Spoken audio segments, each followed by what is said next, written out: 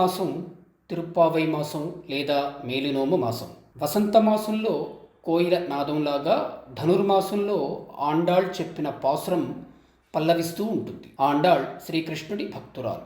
మార్గశిరంలో తెల్లవారుజామునే లేచి తలారా స్నానం చేసి నోము నోచుకుని కృష్ణుణ్ణి ఆరాధించేందుకు గోపకన్యల్ని పిలవడం నుండి తిరుప్పావై పాసురాలు మొదలయ్యాయి. మనం ఈ పాసురాలని అవగతం చేసుకుంటూ వెళితే ఆండాళ్ చెప్పేది మనకు హృదయంగమం అవుతుంది. రోజుకో పాసురంగా ధనుర్మాసం 30 రోజులు తిరుప్పావై మనతోనూ మనలోనూ మెదులుతూ ఉంటుంది. ఇవాళ ధనుర్మాసం 23వ రోజు, తిరుప్పావై 23వ పాసురం రోజు. ఆండాళ్ కృష్ణుణ్ణి అనుగ్రహించమంటూ 23వ పాసురాన్ని నినదిస్తోంది. ఇదిగో ఇలా: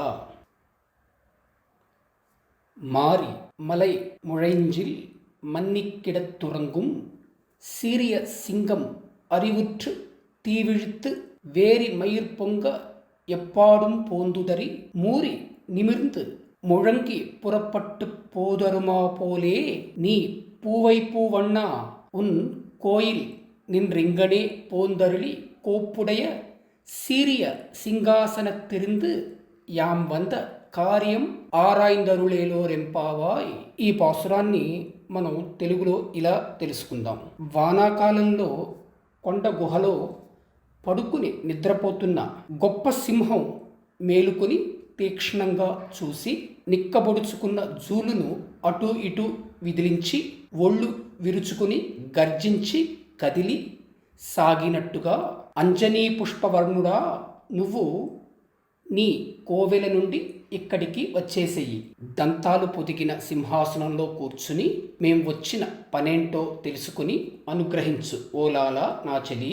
ఈ చెప్పిందాన్ని మనం ఇలా అవగాహన చేసుకుందాం.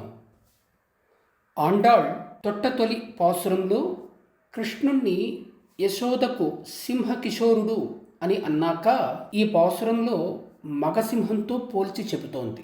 అన్నమయ్య కూడా వెంకటేశ్వరుణ్ణి సింహం అంటూ ఇలా అన్నారు: మలసీ చూడరో మగసింహము, అలవి మీరిన మాయల సింహము, అదివో చూడరో ఆదిమ పురుషుని పెద యౌభళము మీది పెనుసింహము, వెదకి బ్రహ్మాదులు వేదాంతులు కదిసి కానగలేని ఘనసింహము, మెచ్చి మెచ్చి చూడరో మితిమీరిన ఎట్టి చిచ్చర కంటితోడి జిగిసింహము, తచ్చిన వారధిలోన తరుణి కౌగిట చేర్చి నచ్చిన గోళ్ల శ్రీ నరసింహము, బింకమున చూడరో పిరితీయక నేడు అంకపు ధనుజ సంహార సింహము, వెంకట నగముపై వేదాచలముపై కింకలేక వడి పెరిగిన సింహము, అంజనీ పుష్పవర్ణుడా అని కృష్ణుణ్ణి అంది ఆండాళ్. అంజని ఒక అరుదైన పువ్వు. ఇది ముదురు నీలం రంగులో ఉంటుంది. కృష్ణుణ్ణి ఇలా అంజనీ పుష్పవర్ణుడా అని గొప్పగా ఒక్క ఆండాళ్ మాత్రమే